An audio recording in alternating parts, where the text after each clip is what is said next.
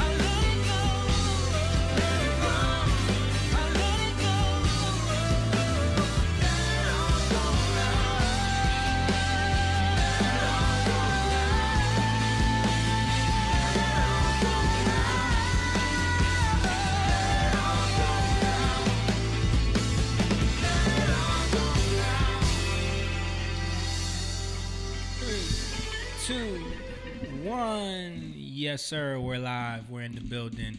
We're letting it all go now. Yeah. We're going to go live with, you're watching Young Lion TV. Young lion, everywhere I look, they dying. Everywhere I look, they dying. Young lion, everywhere I look, they dying. Everywhere I look, they dying.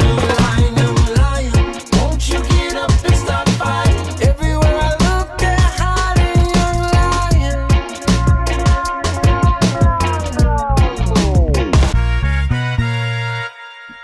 Yes, sir. You're watching Young Lion TV. We're in the building. This True Sound Studios, Tuesday night. We're in here. And this is episode 128 of the Young Lion TV podcast. And we're going to talk about some stuff. We're going to get a little bit of Joe Rogan and Sanjay Gupta. We're going to get into a little bit about the Roaring 20s because I said the Roaring 2020s because we're going to show the comparison between the 1920s and the 2020s and how there's a lot of similarities actually. A lot of stuff that's similar, a lot of things that happened, and a lot of things that kind of sparked what we're dealing with now have started in the 20s. So it's interesting. But I got Moan with me right here, rocking the Jatam merch. Yes, sir. And we got Stan. What up? We got Jake. Hey. And then we got Rachel and John producing. Moan, what did you say about John attire? He looks like lumberjack on top. Lumberjack on the top. White trash on the bottom. They can't see the bottom. They can't see the bottom. They can't see it because he got basketball. I'm not going to show it. He's wearing the lumberjack jacket with khaki. What's basketball shorts? Basketball shorts. I was expecting it to be cold in here. And it is. It's like halfway cold, so you got it right. It's like you protect your arms, but you're still because I came in here with a t-shirt and shorts, but I brought the jacket separate. Yeah, so I didn't want to wear pants because I knew I'd be hot as heck. Right, because this building is never temperature controlled. No. Whatever the weather is, that's the weather inside as well. Stan looked like he got the Carlton Banks. The Carlton Banks. No, it would have to be a sweater. Yeah, this ain't a sweater. Yeah. This is a hoodie. It's not unusual. By anyone. First things first, shout out to the people in the chat already commenting. We appreciate each and every one of you. Ariana said, hey guys. What's Jorge up, Ariana? said, what up fam? On time this time. What's up, George? Mom is in there, said hello family. Shout out to all you guys. Make sure you guys share this video. Make sure you share this. Make sure you hit those like buttons and all that stuff that we need for the algorithms and all the techie stuff that they do to try to shadow ban us. Please. So we need all the support we can get. And don't forget, if you want to support in other ways, for all those people that haven't done it yet, you can sign up on our Patreon, Young Lion TV. So it's patreon.com/Young Lion TV. You can sign up and become a member on there, where we're going to be posting a lot of exclusive content. We're going to be posting a lot of more in-depth stuff, a lot of stuff that we can't talk about on YouTube and Facebook. We're going to be posting up on there, and then even more in-depth teachings on some of the stuff that we touch on sometimes. We'll go into something, maybe Jake will touch on something a little bit, and it's a little bit too much for the conversation we're having, but we can do something deeper on the Patreon, where people that really want to have that thirst to go deeper, they can go in depth on there. Because this, we like to just talk about what's going on, expose a lot of things that are happening in the media, a lot of things that are happening in everyday life, and talk about and kind of bring it back to God, right? But show we how don't go deep, right. But we have a little more fun with it here. Sometimes This is a little more light because we chopping it up with each other. Right. And so if you enjoy that, you can go to the Patreon. You can also support on our Cash App. Cash App is just $ Young Lion TV right there on the screen. Boom, you can support us, and then all the donations go to us upgrading the equipment here. Us having gas money to toll money, all that stuff, just to support what we're doing. Because you're just giving into something that you think is positive. Anytime you support things, I can get gas money. No. We prioritize the people helping first. But yeah, anytime you there's something that you think is beneficial when you support into it, it does wonders for just the environment, the world, you know, your mindset. So, you know, shout out to Kyle. He just checked in. He said, "What's up, fellas? What's up, brother?" What up, Kyle? Yeah, but Sorry for the loss of your coach.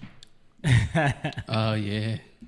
Oh, and we got the YouTube up there. Shout out to everybody watching live on YouTube. And if you're not watching live and you're catching this after the fact, please hit that subscribe button, hit that like button, and hit the notification bell so you know when we go live and you can jump on and join in on the conversation, because we always talk about, you know, some crazy stuff that, you know, people like to chime in on. When I said that, Jake was like, Mom said, "Give John gas money." Mom, if you sign up as a Patreon member, Yeah. I don't need it. maybe we could give John some more gas money if you ever want to be a. She still has not signed up as on a Patreon. we see who pays for the Patreon. Yeah, we know who's on there. But yeah, what else do we got? What else? Oh, Jatan.com, the website, if you want to check out our latest music and all of our merch, like what Moan is wearing right here. You can get that on our my favorite website. shirt. And yeah, support the cause. Listen to the music. We're working on some really good songs, man, that we're planning on putting out soon. I was just talking to the guys in the band today, just like, yo, we got to get this music done. You know, Yeah. we really gotta get focused on getting these songs completed. You know what I mean? Because they need to be released. Out there. You know, they need to be released like the doves. You know what I mean? Release this music to the world. I was talking to Rachel about this too. Like, we gotta get this music out there. But yeah. So other than that, what's going on? Why am I hearing Echo I'm hearing delay. Echo delay. Echo delay. Take that the orange knob, right? You know, the button that you push to turn the delay off. Or you could just hit the button. Just hit the button. It's a Jimmy favorite. Check. There we go. I was wondering. I'm like, at first I'm like, yo, why am I hearing so much of the room today? But it was the effects were on. That's from Freddie's podcast when he's singing. I turn all the effects on. All right. So, anything interesting? What's been going on? Weekend stuff? Anything anybody seen? Anything anybody want to talk about before I get into my good stuff? I mean, we had an interesting time. In Colorado. Yeah. It was a rough trip. It was a struggle, man. Yeah. Was it cold?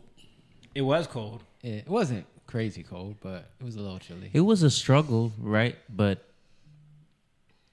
we weren't fazed by it. No, but We're so what we were was distracted. You know what I mean? yeah. We were distracted. And that's Jake picked up on this. Yeah, Go ahead. it's not about not being phased because there's even pride in that. Mhm. You know what I mean? Like, it's more about like what we realize. There's always an assignment. There's always something like we're there for a reason. And I Yeah. said something to Jamie like, this ain't worth it. Yeah, you know, right. like what we're Because going that whole through is day not had worth been it. like, you know, right from this long flight, getting off the plane, the driver's not there to pick you up. Now you're waiting on the driver. Then you get in the thing. You get to the hotel. They don't have the rooms ready. So we're sitting around waiting for the rooms. And then that takes so long that we don't get rooms. We just go take all our luggage right to sound check. And then the sound check takes however many hours that took. Yeah. You know, it took a while. The sound check was another fight. You know what I mean? And so then right from there, we eat dinner, and then we're like, okay, now we're going to go back to the hotel because showtime is until 10 p.m. Oh, wow. In Colorado time. Yeah. So Mountain time. That's midnight Yeah. here. So think about it. Our flight left at 6 a.m. So, 8. We got up at 6 a.m. to go to we the left at 6 a.m. Right. We left. Yeah. So, 6 a.m. Eastern time, and now we're going to hit the stage at 12 a.m. Eastern time. But then when we get back to the hotel, the rooms still aren't ready. Wow.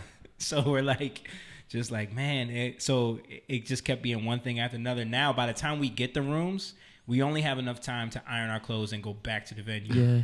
And then shower with shower. cold water. That's that was the other thing, because it's like Colorado Springs is a small town. It's beautiful there, but it's small town vibes. The hotel was kind of old, and so like we all, I guess like the time of day it was, we all were trying to take showers at the same time because of the thing, the trip, and all of our showers were cold. So it's like, Yo, and I let that thing run too. yeah, I did the same thing. I'm like, I'm turning this on. I'm come back in 10 minutes. It was Still cold. Yeah. And then we got on stage and everything was just a mess. Like, Yeah, our whole sound check was everything erased. we did Yeah. was gone. Our whole sound check was erased. Wow. Yeah, and so it was just like it was one of those days. And then we have a 6 a.m. flight back. So it's like by the time we got off stage, yeah, At 4. Well, no, we got to leave by 4. We got to be up by 3. Yeah, we gotta leave the hotel by 4. So we only going to get a few hours of sleep. right, we get off stage after midnight, probably 12:30, and now we got to go back to the hotel, which is half hour away. So 1 a.m. you're trying to go to sleep to get up at 3. You know what I Dude, mean? So- we usually chill. So just, yeah, nobody chill. Yo, I tapped out. Yeah, everybody was like, yo, we even like, because they gave us like beers and stuff, and so we took some back to the hotel. Whoever cleaned that hotel got a bunch of free stuff because we didn't even like, we had no chance. But in the midst of all that, so you know, there was some frustration in all of that, and I remember Jake saying to me specifically, like, yo, man, it's like this ain't even worth it. You know what I mean? Yeah. And Which is not, like, it's not worth it to do that. Like, that's the thing that I think people, you can get focused on the wrong thing, yeah, you know? And I don't mean we're focused on, I'm saying, like, what is your desire connected to? You know, for us, it's about what God is doing. We're there. We know we're there to do a job, but there's a greater purpose. So my point is that you can get focused on the issues that are going on and frustrated by that, and then it becomes not worth it. But then when you refocus on God, now you find the worth again. right, So for me, it was like everything that happened that day. Like when I woke up at 3 a.m, I started praying because I saw all the things I didn't see that day. right. Because Just became clear to you, like, yeah, and we all interacted with those things. Did you go into the Starbucks at the hotel? Yes. Okay, so Jake, and we all noticed this. The girl working there, like, she talked to me, yeah, but there was something in her eyes and the way she moved that I was like, something's going on with her. You know what I mean? But I didn't think nothing of it. She was nice. She was asking us why we're there. Told her we were playing a show, and she's like, "Oh, okay. Well, good luck with your show." You know, and I got my coffee and I left. And then you went in there afterwards, and then you noticed something even deeper, which was, well, I asked her because I saw her. I noticed her tattoos, so I asked her what they were, and I kind of figured what they were because I've seen it before, but it's similar to the Lima religion symbol, which is Aleister Crowley's right, religion. But so it's called Luciferianism, which is like pretty close. yeah, It basically stems off of that, you know, and it's connected to Satanism. Like, Right. it's all kind of mixed in there. But yeah, so she was like, "Yeah, I'm a Luciferian." And she just kind of went into it a little bit, but I didn't get into it with her yeah, because we were leaving, you know. So I just asked her about it, and it was just something that I picked up on. And then me and Jordan started talking, the guitar player. We started talking about that and other things. So yeah, there was a lot. I mean, I don't want to go into the whole story. There was a lot of things that were happening along the way that were not coincidence. right. And it was also like God showing you why you're here. You know what I mean? But you can miss all that when you're wrapped up in the frustration of the other things. Yeah. Right. And Yeah. like, let's back this up by saying, like, through us traveling like years ago, like I'm talking about back 2006, 7. 7, yeah. We did a lot of tours, and this is when we were starting out, really giving our lives over to God. And he led us into understanding, like, praying. When you go into different places, there are spiritual authorities in those places that will mess with you, Right. you know, and will get you to come under its power. Right. So when we go to these places, like, and you recognize it, when you just caught up in the flow of things and you just go with the flow, you get sucked under that energy, you know, that power. And you're like, why am I acting this way? Why do I feel this way? Right. Why And do I when have an attitude for no reason? If you don't pay attention to those things, you'll just go with it, and you won't pick up on it. And that's what happens a lot. But we kind of learned that throughout the years traveling. like how to deal with that, you know. So now when we go places, you know, we kind of pay attention to those things. Right. And there's usually, again, something that God wants to do in that region. Sometimes it's just about praying. Right. Yeah. And so basically, like, you saying that this isn't worth it, in that moment, something about God checked you with that and then started revealing to you, like, why it was. You know what I mean? And then you started, all these things started flashing back in your mind, the things that you saw that was like, oh, and then he had you praying. Well, I knew what I was feeling. Like, I was tired, and I usually am never that tired, but I was really tired. Yeah. You know, and all the stuff that was happening, like, it was just really frustrating. Yeah. So, yeah, when I said that, I already knew that I'm dealing with something. I'm dealing with something, and it's connected to my emotions, right? Right. So when I went back to the hotel, I prayed, and then I went to sleep. But then when I woke up, that's when things started to be, you know, revealed to me. Right. So for some people, it's like, huh? But yeah, God speaks to you, and I have conversations with God all the time, and He reveals things that nobody can reveal. Y'all know, like, how many times stuff come up that nobody could know, and you know, He reveals it. So these things, you know, they happen for a reason. Yeah. They're not just. Yeah, man. But anyway, so that's why he was saying there's a difference between not being fazed by it and being distracted by it. Yeah. Because, you know, we've definitely been caught up in that sometimes where it's like, yeah, we'll muscle. Like, we won't, like, that's the thing. Like, we've cultivated a culture with our band where it's like dudes just muscle through it. And it's like no one lets it, you know, some a little more than others. Yeah, but for the most part, like, dudes are on the same page. Like, we're going to get through this as a team. You know what I mean? But again, in anything you do, if it lacks the meaning, then it becomes vanity. Yeah. Like, right? It's, you can have meaning in something, but where's the meaning come from? Right. That's kind of my point. Like, a lot of us start a journey with the wrong intention, with the wrong meaning, but it's through the journey where that's where God tests you. And as you recognize and you turn to Him, He starts to show you true meaning, true worth, right? Right. And I think that's the point. But yeah, you can get caught up in, like, trying to be something. Yeah. Trying not to be affected by things. Like, that's different. That becomes religious. That's why I said that. And I'm not saying Moan was thinking in that way, but I just wanted to clarify it because that can become a whole thing where we feel like we're not affected by things, right? Or a law you set up, like, where, you know, I'm good. Like, I just don't need to be affected. Yeah, I'm good. Yeah. And am I good? So, like, a lot of times I say things, and I say it because I want to speak how I feel, right?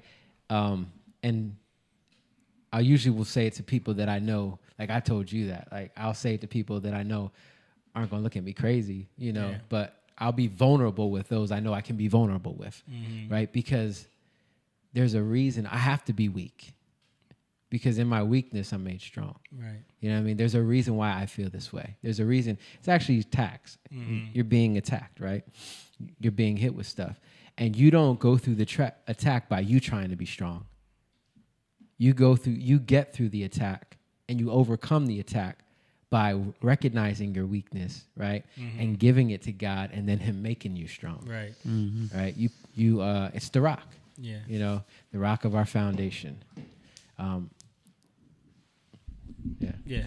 No, but that's definitely, you know, interesting how that all played out over the weekend. And then I don't know if you guys know about the Denver airport, which I was like kind of hoping we were flying to Denver just so I could see it. Oh yeah, I never the looked pictures. at all the stuff, the weird stuff with that airport. Yeah. You ever heard about the Denver airport? There's like all this weird art there, like these weird underground tunnels. There's like this giant horse in the entranceway of the airport named Lucifer with like these glowing blue eyes. And like the story of this horse is the guy that made the sculpture actually died making it Like the horse fell on him and killed him. Wow. And they still put the horse up at the airport. And like, Oh, that's good luck. yeah. Yeah, It's and like his name named Lucifer, and or it killed Blue, or him. Blue Lucifer, something Yeah. about blue or something. What is it, Rach? Blucifer. Blucifer. Blucifer. Yeah. Blucifer, yeah. I knew it was something like that. But yeah, so and then there's like there's a whole like thing in the Denver airport with a bunch of kids. Yeah, there it is. Look, tell me, like nothing to see here, guys. Enjoy your flight. That's not weird at all. Yeah, nothing to see here, guys. Just a creepy horse with glowing eyes right as you enter the airport. And then see if you can find the picture of the kids in masks, because this is crazy. Like I saw this back last year. People were posting this up that there's like a picture, because you know people talk about like how the artwork in Denver airport is like almost prophetic in a way, where it's like a lot of things that have come to pass are depicted in this artwork. And there's one with kids from every nation wearing masks over their face. Before all this happened. Yes, this was all done like back in Yeah, the I early remember seeing that. 2000s. What's up with the thing with horses though? Like Denver Broncos Well, because it's probably wild horses out there, you know. in the mountains? Maybe. Yeah, I thought that would be. There's a lot of in the plains. Isn't there, like Colorado has a lot of like ranches and like farms and stuff too. Like it's not Yeah, all because it's not all mountains. not all mountains. Yeah. Did you find it? Yeah. Look at that. So this is before. See if you can make it bigger. Yeah. But anyway, like, so all of these kids have masks of their flag over their face. And when was this? 1994. 1994. Bro. Dude, It is very interesting. Isn't that, That is weird? Like how it very like, weird. why would you specifically put masks over their face? And they're like cloth masks, Yeah. like the exact ones that we wear. But the flags of all their countries.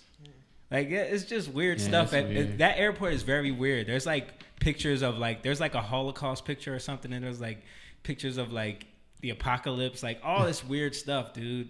In that airport. That airport is like With full the of- Satan horse, and then yeah. go get on a plane. Yeah. Enjoy yourself. And then there's like these like underground bunkers and stuff. Like what's that? Is that the Another mural. yeah. Look at this lady who's like really happy in the corner.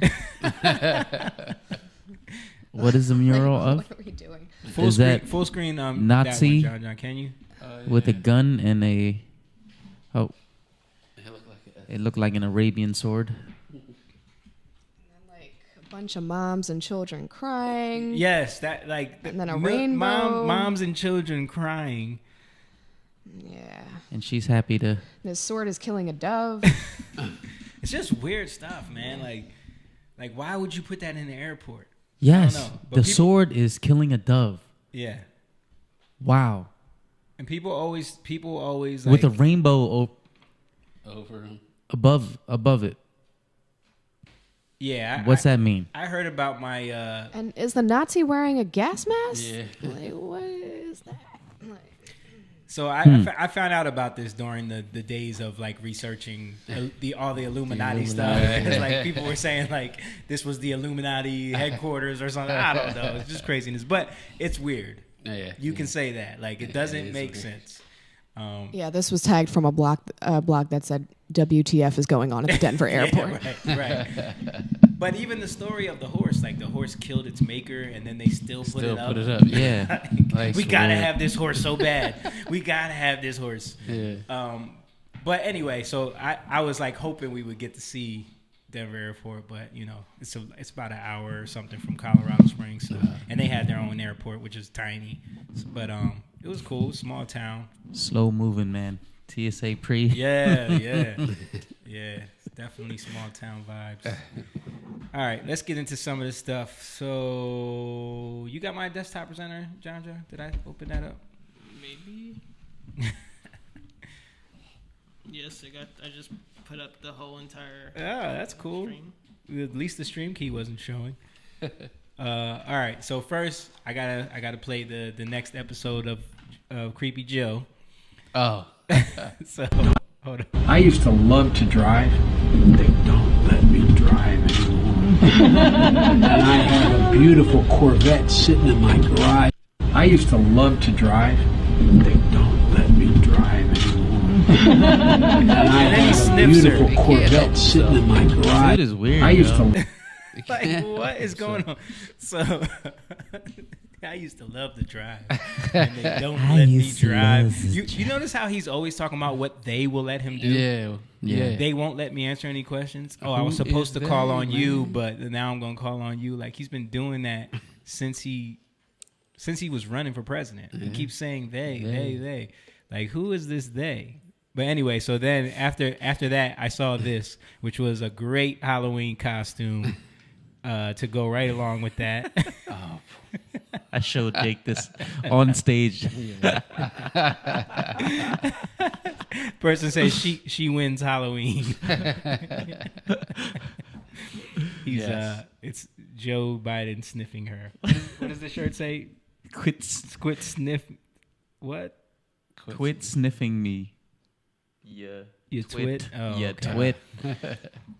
Okay. Yeah. That was all her parents.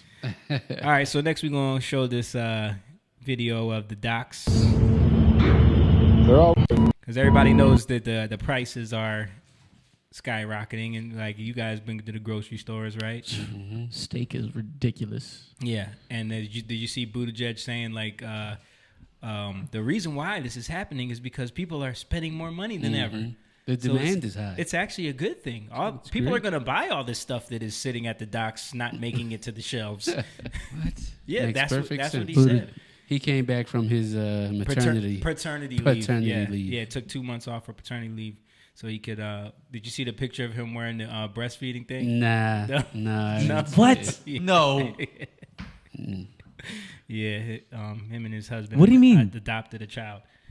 He was wearing like a thing that you wear that you put milk in. What? Yeah. Who is this? Pete Sorry. Buttigieg. Okay. Yo, hold up. It's spelled like booty judge. So he's- butt gig. Booty Booty judge. So he's pretending like he's breastfeeding Yeah, the baby. He had Yeah. 2 months off for it, man. Yeah, he took 2 months off for paternity It's leave. taxing on his attached body. Right, and he's the director of transportation or whatever Yeah. for the country. Yo, And meanwhile, while he's doing this, all this pretend, man. It's like His playing pretend. transportation is failing.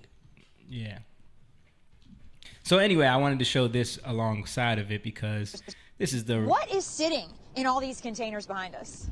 Everything. Longshoremen telling me some of these containers have been sitting here for 6 months, with a shortage of truck drivers to get the goods on the highway and into stores. It's not just making things harder to find, it's making them more expensive. Today, we face an economy that's in transition. And as part of that transition, we are seeing high prices for some of the things that people have to buy. But the reality is that the only way we're going to get to a place where we work through this transition is if everyone in America and everyone around the world gets vaccinated. That's why the there it president goes. focused on There it goes. All this stuff is sitting in the Because shipping everybody yards needs to because be- no one is vaccinated. Until everyone gets vaccinated, we're not going to lower prices, guys. Like, that's just what it is. It's just going to sit on the ships. It's going to sit there until we all get vaccinated, okay? Because that's how supply chains work. Yeah. Man, Yeah. what are we doing? So he said something about vaccination. Yeah, you missed that? I missed it. That was the whole point of playing that. Because I got a text. Sorry. Oh, okay. No. Yeah, the So, whole of point course, of I playing missed that that. was they were talking about the whole supply chain thing and why it's a huge problem. And he was like, the point, Prices are he right. was like, the fact is that everything's not going to go back to normal until people get vaccinated. You know what I'm saying? Okay. Yeah. It'll get back to normal if you let it go. So they set up the Guy. situation and then point the finger. Right. at And then, but somebody then else. funnel it back to vaccination. That's just like, Well, that's Joe- what I mean. Like they're pointing the finger at the unvaccinated. yeah. When they set up the crisis. That's just like Joe Biden saying that you got to get vaccinated because it's hurricane season. Remember when he said that? Like, the best thing you can do to protect yourself this hurricane season is get vaccinated. It's just like, yo, this is getting ridiculous, man. So the answer for everything now is vaccine. Yep. That's the only, just like that video you sent the doctor today. McCullough. Yeah, McCullough. He was talking about how like all they care about is people getting vaccines. They don't want to focus on anything else. So I'm going to play, before we went live, John sent us all this video clip of, is this like soldier training? That's boot camp. This is the U.S. military. Now we all know we got General Milley and all these other people in charge of our military. And I did we ever play the ad on here where the U.S. military was they did a whole like ad campaign where it was just about intersectionality and why you should join the military because it's inclusive. I think we did. Yeah. It was embarrassing. Yeah. So I'm gonna show you. We're gonna play this, and then we're gonna show you North Korea military training. All right. All right. And then you see why we in trouble. Got your cover, battle buddy. Oh no!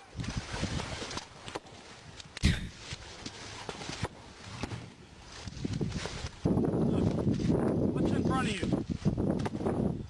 How many drill sergeant? You're over there, right? Yes, drill Where'd your sergeant. grenade go? Over to the left, drill sergeant. This dude lost his grenade. He don't know where it is. Drill sergeant, I dropped my grenade somewhere over there.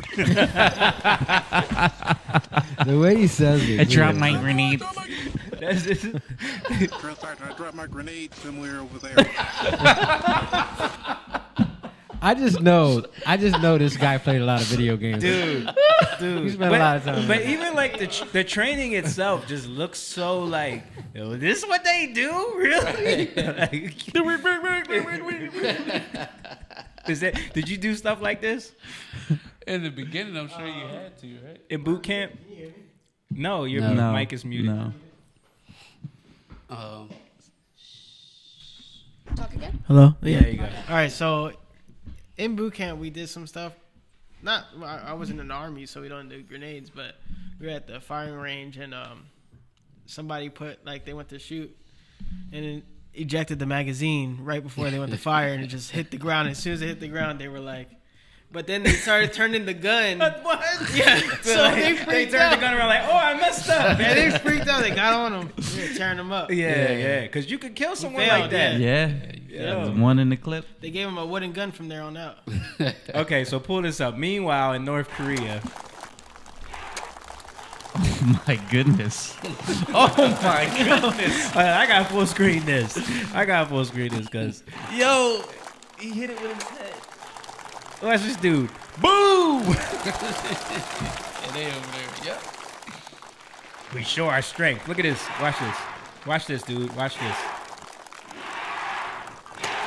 Oh, they're using a sledgehammer to hit their hands through cinder blocks. What? 이 땅의 품속에서 자란 Bro. 조선인민군 군인의 힘과 지상 혈기와 Look at this. 용맹이 어떤 Laying down 것인지 on, what is that, spikes? 만천하에 떨치는 일당백 전투원들입니다. Look.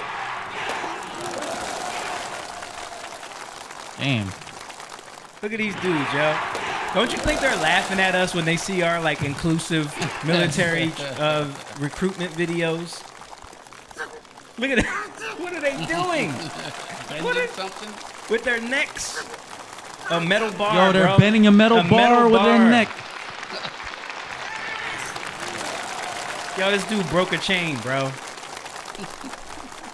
That's a tough Asian. Look, glass. They just crazy. This is just 우리 전투원들은 craziness. 존경하는 최고 안겨주신 압력과 Look, and now they're gonna hit him with a sledgehammer. 힘과 용맹을 더 원수들이 이 땅에 덤벼든다면 조국의 평온을 지켜 한몸 그대로 못의 주목이 되고 번개 같은 비수가 될 굳은 Okay, y'all get the point. Y'all get the point. So we beat them by shooting at them. Yeah. I was gonna Not say. with that training video. Not with those two guys. Yeah. He Yo, ain't so- standing up no 50 cal. Hold on, Yeah, but all that though, Yeah. yo. That was for Kim Jong-un. So and then there's this that I saw someone tweeted. Just in, China tested a nuclear-capable hypersonic gliding vehicle that traveled around the globe through low orbit in space before cruising to the target. U.S. intelligence and military officials are stunned, and they came out and said that we have nothing to defend against this. Yeah, that's what they. Have this new technology that can cruise around the world at hypersonic speed in low Earth orbit. Carry nukes. Right. It is able to carry nukes. Yep. And then this is this is a general from our military. Why the Army thinks a French manicure is an obnoxious color compared to the civilian world, which views it as an understated yet I don't know what he's doing. America's top general defense study of critical race theory by military. Like, people are making the comparison. Like, this is what they're doing. This is what we're doing. Over here, worried about. You know what I mean? Yeah. Racist They stuff. smashing sledgehammers on their hands and arms. Yeah. I saw That's crazy. A Chinese recruitment video, too, that was, like, talking about masculinity and how, like, they were making sure people had highest testosterone levels and like super masculine, and like just compared to here where it's like all of that is demonized. Mm-hmm. But you're talking about the force that is supposed to be set up to protect the whole country. That's supposed to like, you know, secure everything. And if you even the world, if you're but if you care more about all of this political and politically correct nonsense messaging, then it just infects the whole thing, and then that's how Afghanistan happens. Mm-hmm. That's how you heard about that vessel in off the waters off of Iran that they took over. Who? The Iranians. Oh, you heard about that? It happened like last year. Last year it happened. Yeah, no. Where they there was some military vessel in those waters over there, and they just like basically just seized the whole thing, and the ship just surrendered.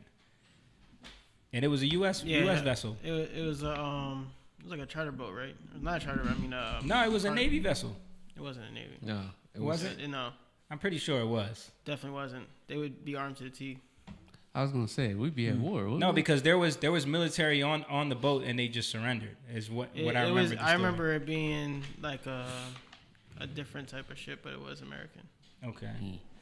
Yeah. But bottom line is, you're seeing what happens when people. I don't know why, the real world. When people start getting real. When people just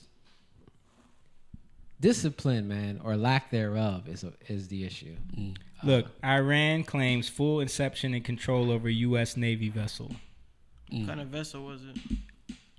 Intercepted an American Navy vessel, a claim the U.S. Navy says is news to it. Iran state TV posted footage of the Iranian Revolutionary Guard Corps speedboats. The Iraq Navy has released images of the full interception and control over U.S. and foreign forces in the Persian Gulf. Hold on, I think this is the video.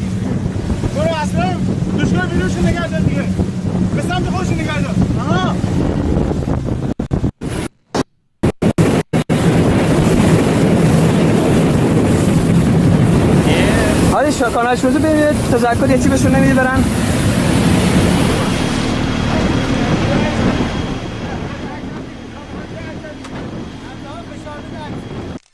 عکسم میگیرم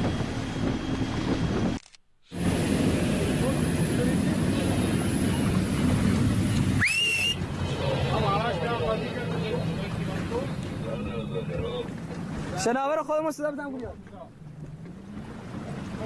آه آره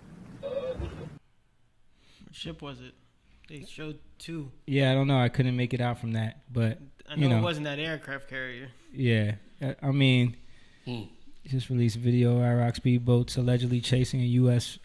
fast boats in the Persian Gulf. You can hear the Iranian crew saying, "Point to the heavy machine gun at them. Let's get closer and give them a warning. It's unclear exactly what the incident took place. Anyway, I remember this happening last year, and there is like some, if you can find it, I don't know, but there's like pictures and evidence of like them surrendering. But yeah, like it's just you're seeing people not respecting the power of the U.S. anymore. The Chinese guy said it with that clip where the ambassadors were talking to each other, and he was like, the U.S. no longer sits in a position of authority. Like you can't tell us anything. You know what I mean? Right. Which is why they're flying their planes over Taiwan. Yep. And moving into waters, weren't they like them in Russia? Yeah. Went into the Strait of like right near Alaska or something. Yeah, they partnered. Yeah. Yeah. I mean, I was just saying that this is what happens when there's no discipline. This is what happens when you have parents listening to their kids, saying, "What do you want to do, right, child?" You know. Yeah. And the kids are being indoctrinated by, these super woke liberal teachers and professors. Mm-hmm. Yeah. Well, I'm saying, even the grown people acting like kids. Mm-hmm. You know, that's the issue. Is it's the strength comes from the foundation, obviously, and if you look at countries as a house or a place, a dwelling place, like it's the foundation. And America's founding is on the Constitution. You see how we're kind of like shunning that right now, and laws aren't upheld when you want to do what you want to do, when you want to do whatever you desire. So things start to shift, things start to change. Mm-hmm. People don't uphold the laws. They only uphold the laws when it benefits them. Disrespect. There's no integrity. When there's no integrity, the house starts to fall. Yeah. Right?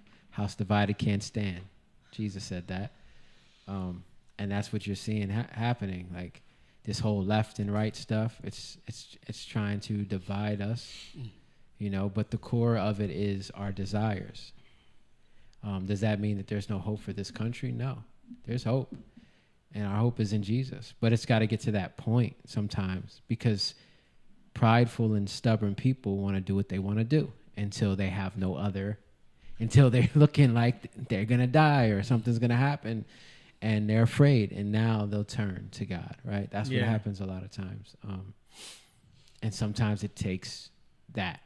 And God loves, he says, those who he loves, he disciplines. So he loves us that much that even though we might be unruly children and wanting to do whatever we want, he's going to continue to fight for us, and allow us to go through things so we can turn to him and come back, Yeah.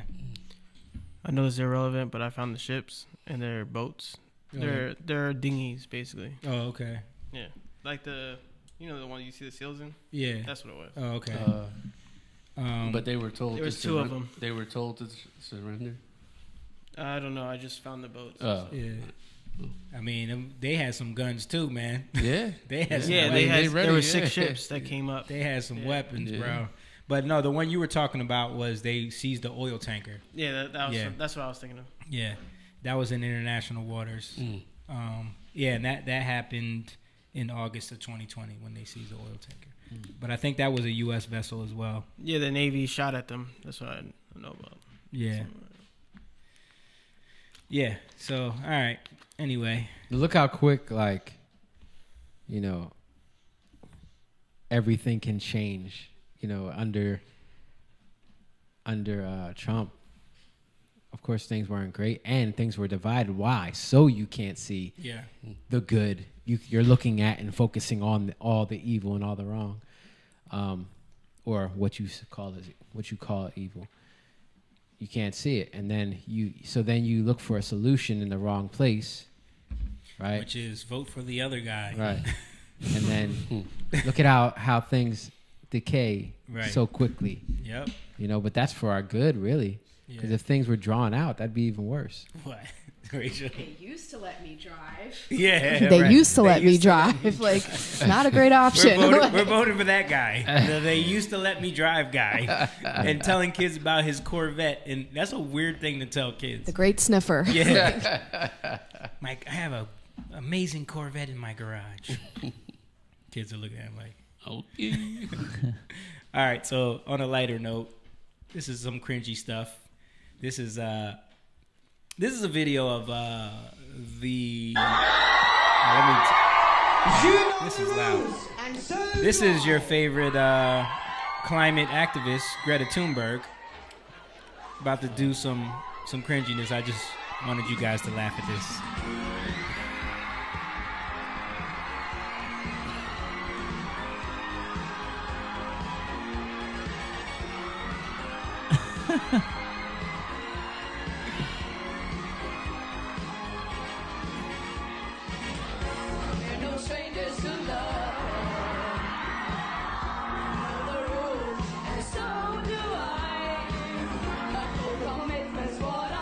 Thinking of.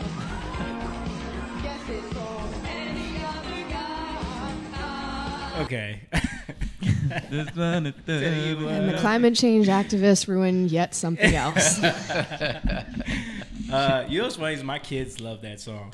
Yo, it like went viral because like, it was on like yeah, some. no, it was on some video with Among Us characters. I don't know what that is. But he sent me the real video of the dude dancing. Never gonna give you up. Yeah. So kids funny. love that video now. I was just singing that song the other day. Yeah. Like with Leslie and dancing. Yeah. Like we was like, remember how they used to dance? Yep. And I just started singing it and dancing, and she was Yeah. cracking up, and the kids were cracking up Yeah. because like they were saying it. They used to dance like that, Right. Yeah. And that's what when they were watching that video with the Among Us thing, I then showed them the original.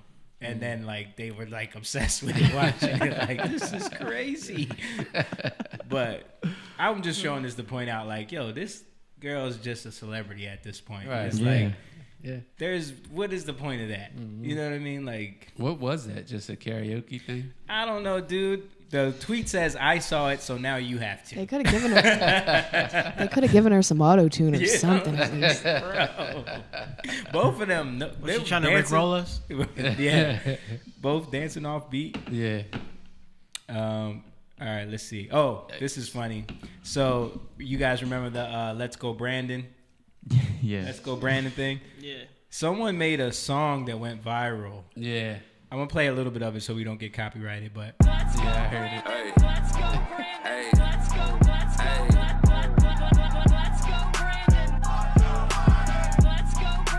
You know what they saying, ho?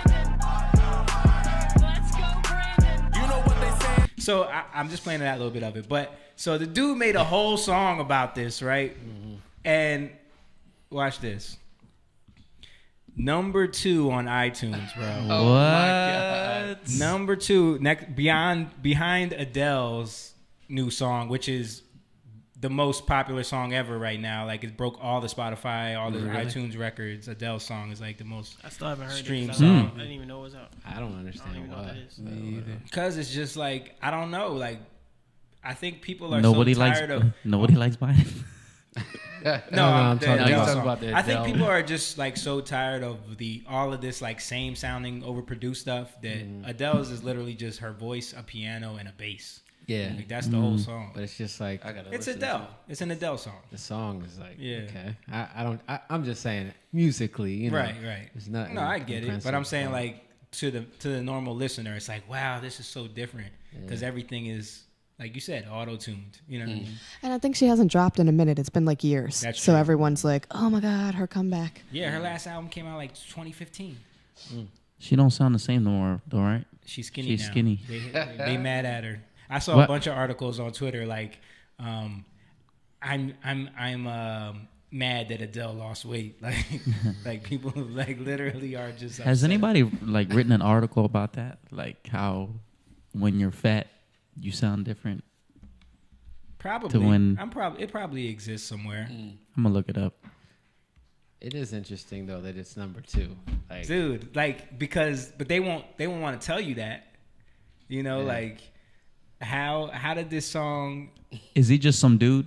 He's just some dude, like, you know, Twitter guy. He's a rapper. You know, he capitalized on this, made a song about it, and you know, it went viral. It got a bunch of views, and then number 2 on iTunes, probably just for 1 week. You know, but still, the fact that like this is being chanted at almost every sporting event. Like it got banned in Canada. Dude, that's what I'm about to bring up right now. Bring this up, John.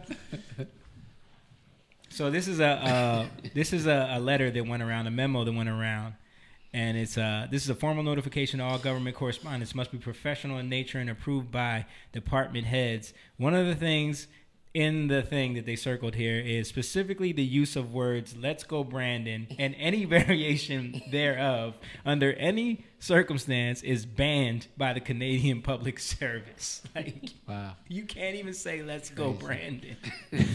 Like that's how much they protect these liberals, these Democrats. Like, they just protect them, man. And they don't understand that the more you try to do that, the more people are like, "Well, we'll do it." Yeah, it's the Streisand effect. That's the Streisand effect. Yeah. You know, like when you try to cover something up, it makes more people want to find out about it. Right.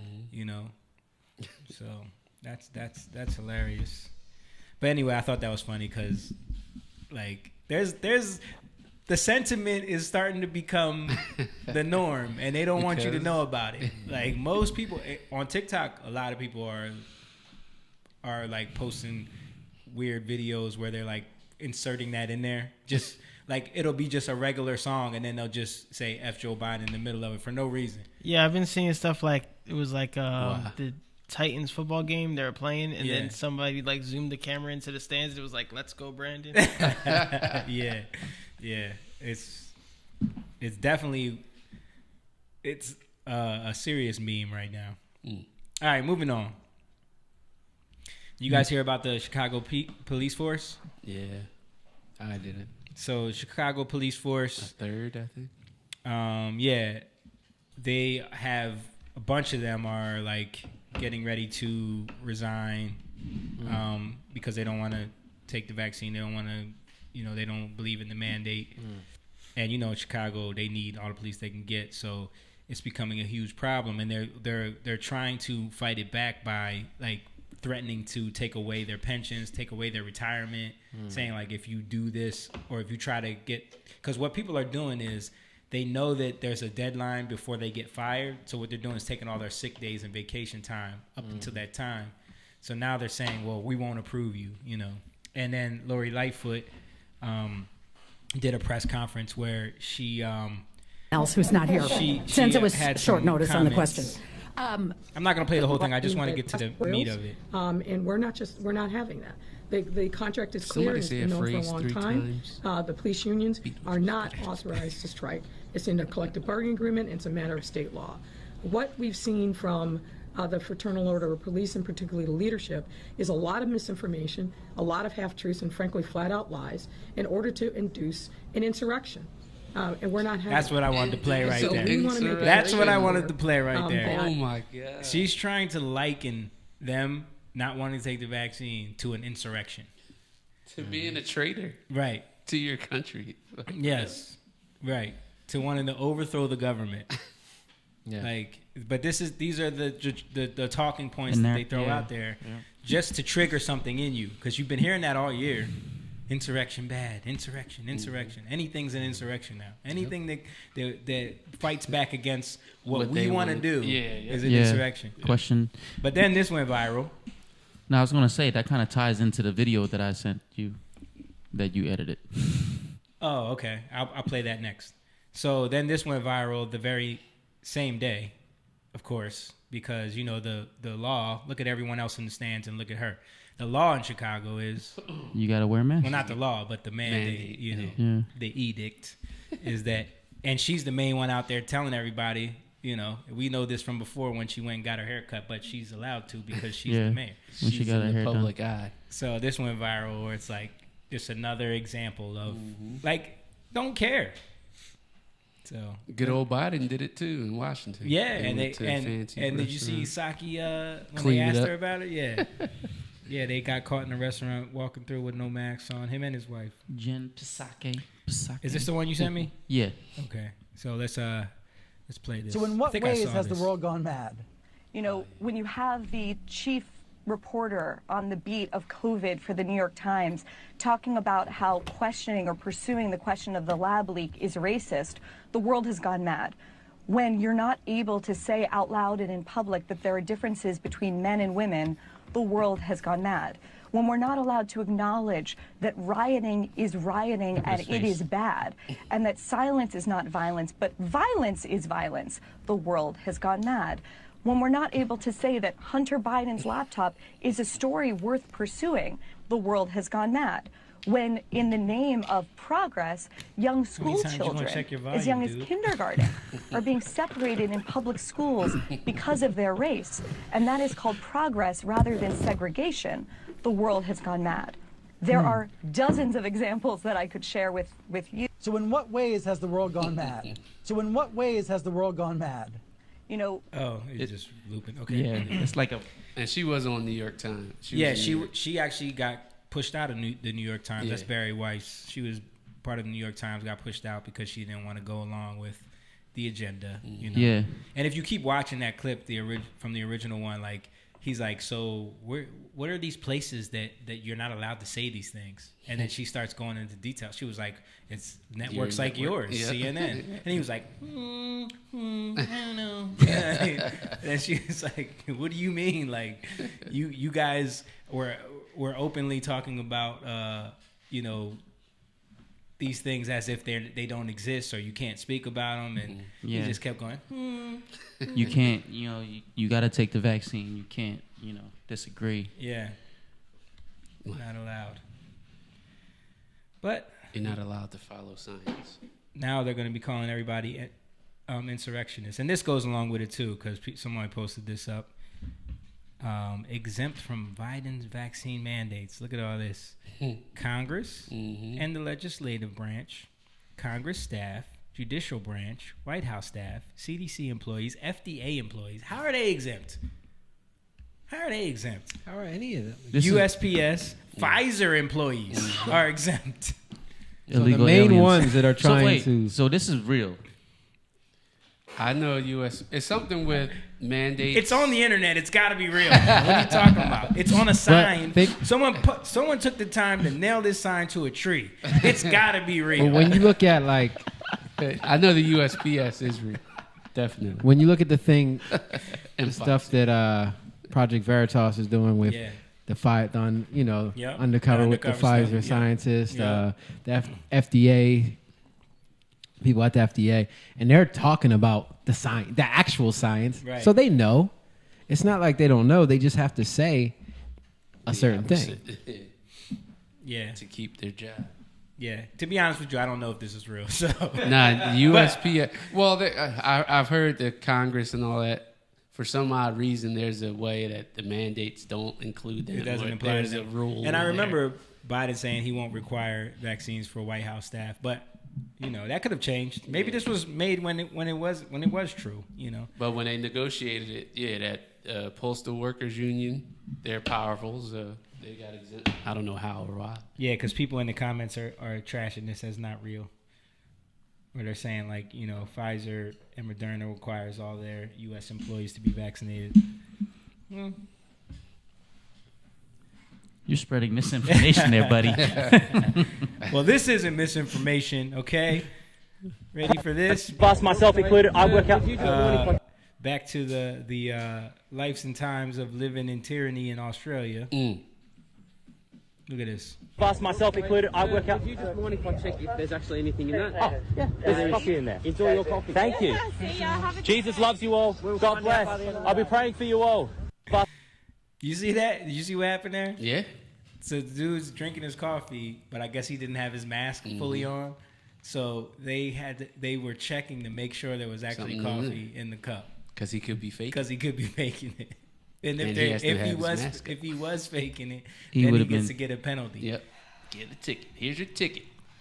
This is crazy. Too Obey much compliance, man. Yep. And do you think when you continue to comply that it goes the opposite direction Right. of this, or Like- more towards this? Yeah. Like, what do you think? Like, come on. We understand. You've been complying. Yeah. You can have this now. Yeah. Now we want more. Right. I heard 100,000 something guns over there disappeared, or from lockup or something like that. For real? Yeah. I don't know if they got stolen or they destroyed them. Yeah.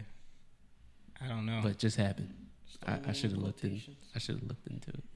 Mom says Fauci says coronavirus numbers are dropping. More vaccinations can prevent winter surge. Yeah, that's the new play. George said, IDK, bro. I didn't see them hanging weights on their junk like the monks do. They're not legit. So I read it to myself. I was going to read it out loud. Yeah, I've seen those videos before. Mom said the Atlantic magazine real? on The Tuesday monks. published an article suggesting the House Speaker Nancy Pelosi would resign from her leadership role in the not so distant future. Who said that? Mom said the Atlantic magazine on Tuesday published an article stating that. I didn't hear anything about that. Yeah, me either. But I don't think she's gone anywhere. But she's got a lot of she's opposition. too rich, man. Mm-hmm. She's making too much money off of that position she got. Okay, my favorite channel lives at TikTok. I too live at. Right. This is we were talking about Dave Chappelle's special last week. This person wants to explain to you why. So just learn. Dave Chappelle make jokes at my expense, literally about my identity, forgetting that I too live at the intersection of being both black and queer and trans. Because tone-deaf jokes like that can get us murdered. Tone-deaf jokes like that call for our murder. Tone-deaf jokes like that ignore my entire existence. For 30... Why is he smiling? Creepy, right? Yeah. But I just want to touch on, like, because you hear this a lot, especially from a lot of the black trans community. Like, they always bring that up. Like, it gets us murdered. It gets us murdered. Like, that's a false narrative. Yeah. That's a false narrative. Like, there are a lot of disproportionate deaths among the black trans community, but when you look into why, it's not for the reason that someone made a joke on Netflix. Right. You know what I mean? I'm not gonna go into the reasons because I don't want to. It's suicide amongst trans. A lot suicide of that, is a lot. A lot of Yeah, that. but amongst black, it's because of the positions they put themselves in. Mm-hmm. But you know, we'll leave it there. Just because. I mean, prostitution, like. I get it's not. Well, why do we have to leave it because there? That's the truth. That's the type of stuff that they will ban you for on these platforms. Just like people can look into it and find the data's all there. Yeah, you know what I mean. That's why it's disproportionate. Well, but I said it. It's not. It's not from just people hearing Dave Chappelle and saying, "Go kill him." You know what I mean? Like that's not how it works. No. But I just wanted to point that out because that's always talked about. Yeah. You remember the what was the one diamond? What was the one on the She a diamond. She a diamond. Remember She a diamond? Remember She a diamond when she confronted Don Lemon? You don't remember that? No. You can probably pull it up. This is before you used to come here. Let's see if I can find it. That's when I found out Don Lemon was gay, a homosexual. Yeah, you didn't know. I was like, he's gay. I just found out right now.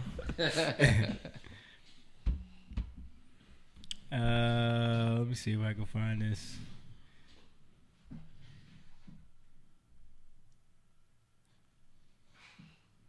Is this it here? Yeah. Yes. Yes. Okay. Yes. Buttigieg, Shay, what's your question? It's she a diamond. Put that on the record. Okay. Put that on the record. It's on the record. Thank you. Yes, honey. It's violence to misgender or to alter a name of a trans person. So always get that right first. Is that the whole clip? Secretary Castro, I want to bring in Shay Diamond. That was hilarious how she got the name wrong too. Shay Diamond? I don't think that was the whole thing. That wasn't the one. I don't know if it was She a Diamond with Don Lemon though. That might have been someone else. That's all right. Yeah. Anyway. This was back like when they were doing the town halls, right? Mm-hmm. For the election.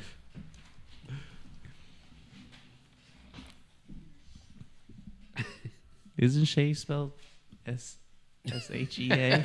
That's how I would read it too. It is. As I'm walking back down the stairs, that's how because you can still hear it out there. Yeah. That's what I was gonna say. Yeah, that's how you spell Shay. So Shay Diamond.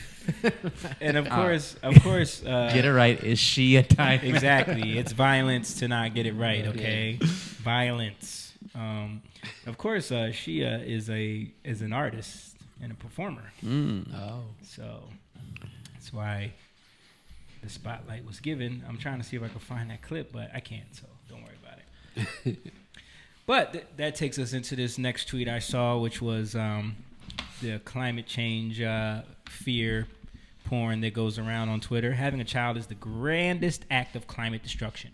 So how? Because we're overpopulated. So we should be the last generation? Yeah. So no one should have kids. And we should just,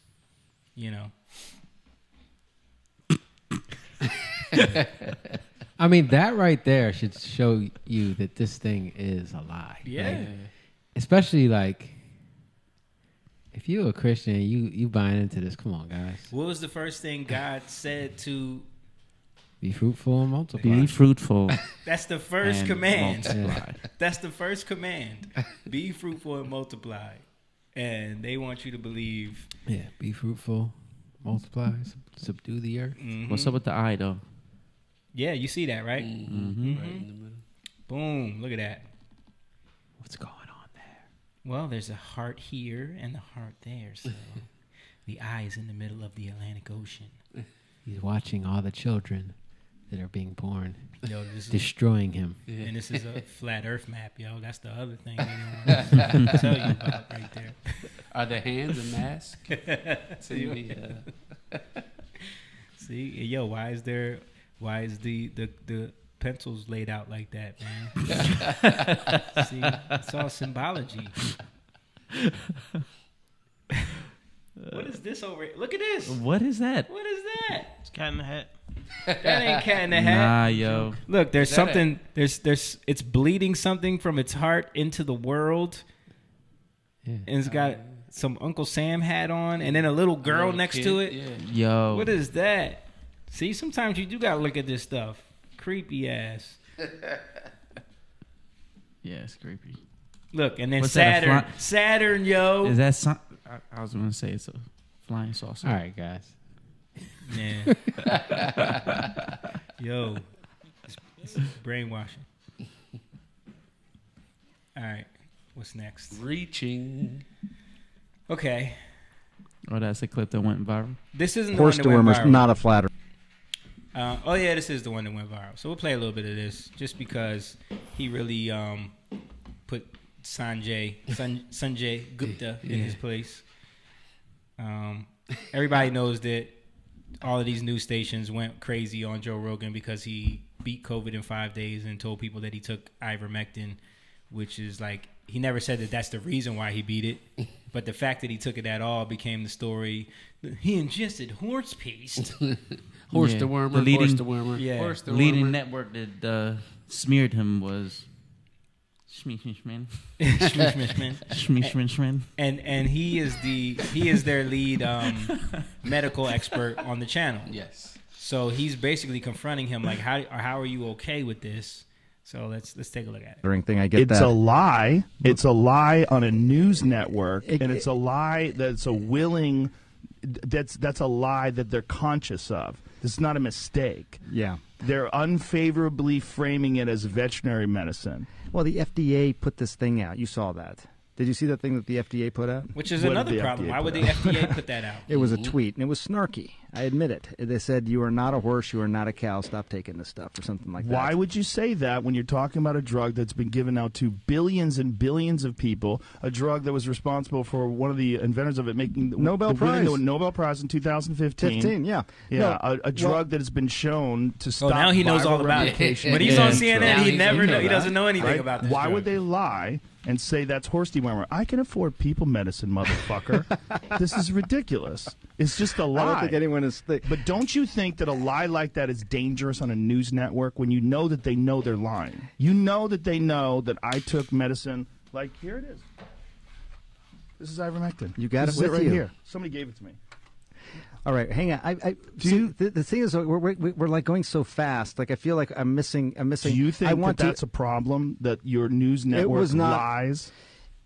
Well, I don't. Dude, what did they say? They lied What did and they said say? I was taking horse dewormer. First of all, it was prescribed to me by a doctor. Along They with shouldn't have said a it was bunch horse. of other it was- medications. if you got a human pill, because there were people that were taking it, the veterinary medication. This is and crazy. you're not, obviously. You got it from a doctor, so that it shouldn't be called that. Ivermectin can be a very effective medication.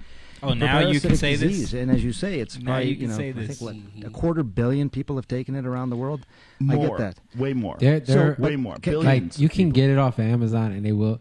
Like some people have been sent like the horse Right, version of it. right. So yeah, it's possible that people could get mixed up. Yeah, but the amount of people that have mixed it up and done that, like, it's very low. Don't make that the whole thing. But that's what happens, and that's where the scheming is. Like, Yeah. but you see it like with everything. You're seeing it with this whole the Joe Biden thing going viral. They don't want you to see that Right. because. You mean let's go, Brandon? Oh yeah, Yeah. yeah. Let's go, Brandon.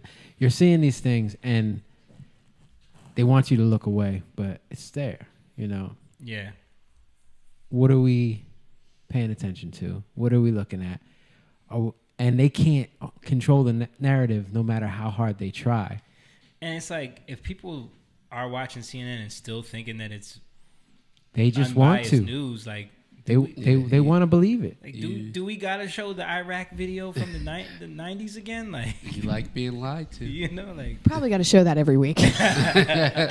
like, come on, nothing they say should be considered gospel. Like this dude clearly goes on. He's on CNN all the time. Mm-hmm. He's clearly like backpedaling here, saying something totally different. He went on after the fact. I was going to say, and still said tried the to lie. act like Don Lemon basically made him like sit there and apologize for what he did on Rogan. Really? Yeah, there's a clip of it where he was like, we never lied about anything, right?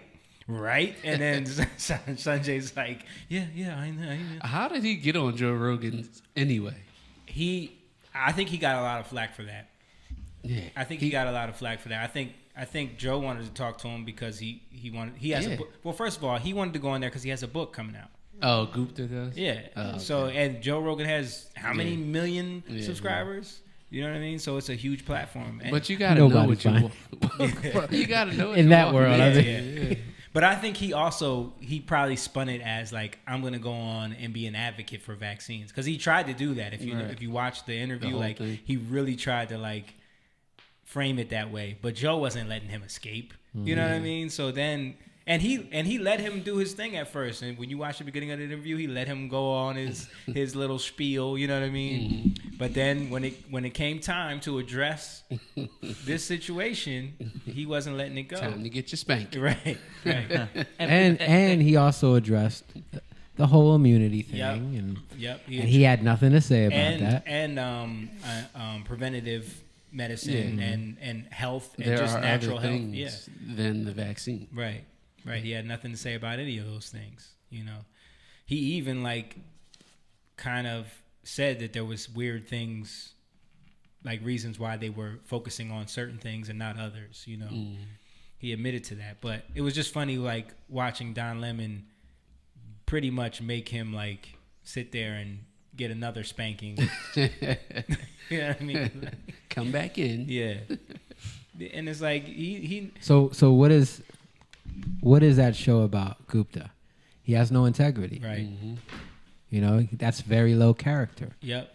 You know, so are you going to listen to somebody like that who's going one way and then going another way? Like he's flip-flopping? Mm-hmm. No, you're not. He didn't put up much of a fight. No. Either way. You know? Right.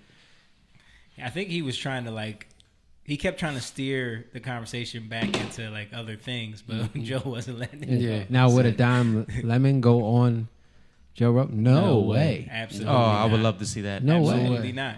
But that's the thing. Like even for Sanjay, like a lot of people were pissed, like saying, "How could you go on there? You're legitimizing him. You're platforming him."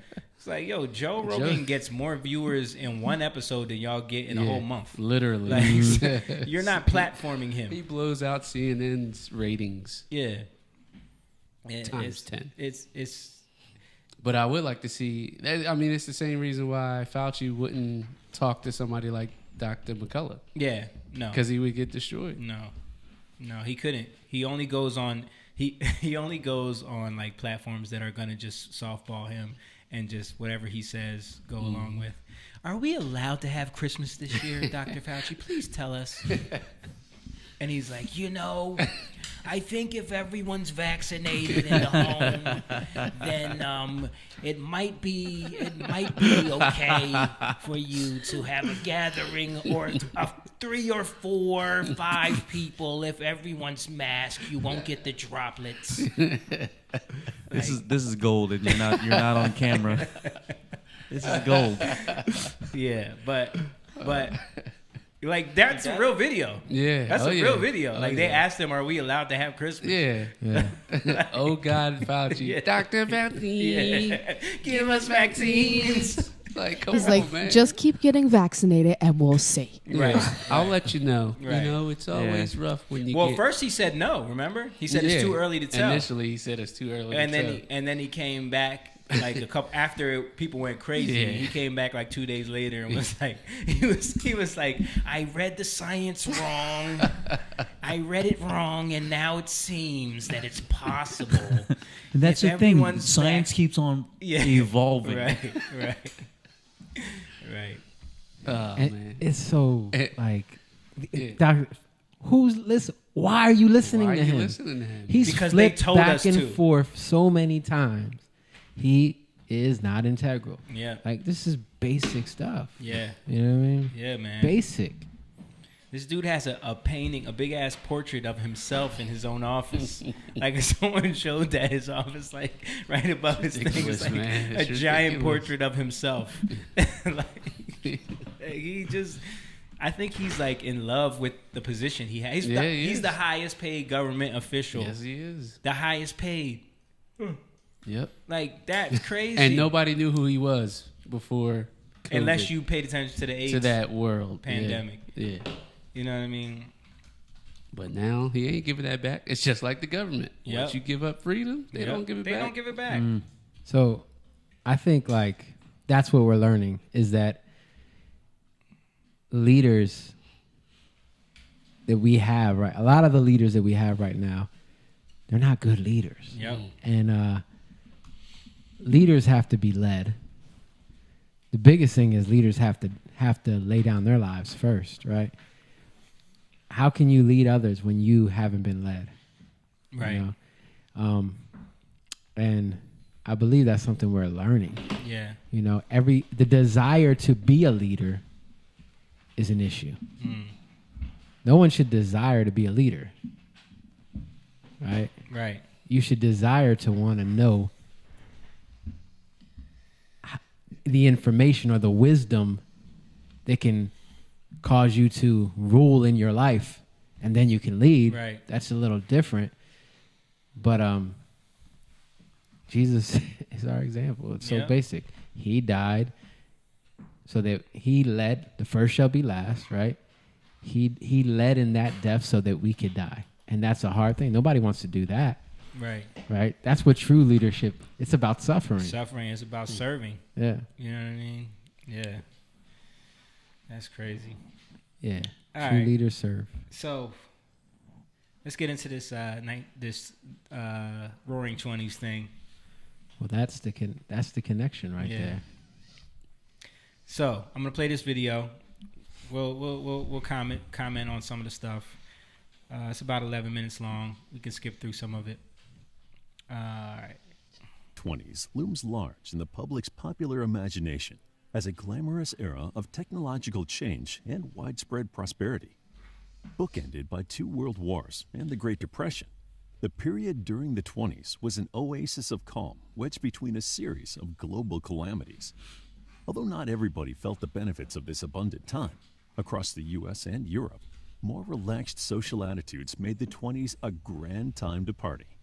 While economic growth during this era was ultimately built on sand, and the decade would end in disaster, the 20s' reputation as a golden time for art, literature, and music is well deserved. After the horrific events of World War I came to a close in 1918, the mood across Europe and America was one of renewed positivity. Almost 20 million people had died in the war, and shortly afterward, tens of millions more had been killed by the Spanish flu epidemic of 1918 through 1920. So that's the first thing I want to point out is like there was a huge pandemic that led into the 20s. Mm-hmm. We had a huge pandemic right at the beginning of our 2020s. You know what I mean? And what it did was so you following the war where all these people died, now and then you're entering into an era where people have a lot of leisure time because of technology and a lot of new advancements in the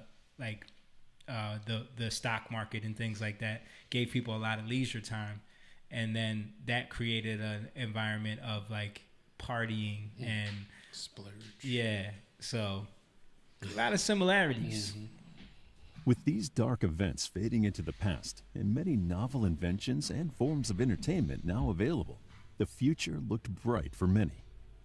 People with ADHD save 10 hours studying with this Chrome extension. But no, by all means. During this innovative decade, a wealth of new technology changed day-to-day life for many ordinary people. Labor-saving inventions, such as the blender and the vacuum cleaner, were marketed to everyday consumers. Many older inventions, such as the radio and the car, suddenly became affordable and mass-produced for the first time. In the U.S., Henry Ford developed an automobile that was cheap enough for ordinary people to buy, changing America's landscape. This era gave birth to modern American consumer culture, partially fueled by the development of modern advertising, in tandem with the rise of inexpensive print media and modern radios. Right, and we did a whole episode before on Edward Bernays, who was the nephew of Sigmund Freud, who basically developed the style of marketing that they use still to this day, where it's like convince people to buy things they don't really want by using manipulation. You know, make women smoke cigarettes by tying it to their freedom instead of saying, buy cigarettes because, you know, we want to make money off you too. You know what I mean? It's like tie it to, no, you're free. You can smoke. You know what I mean?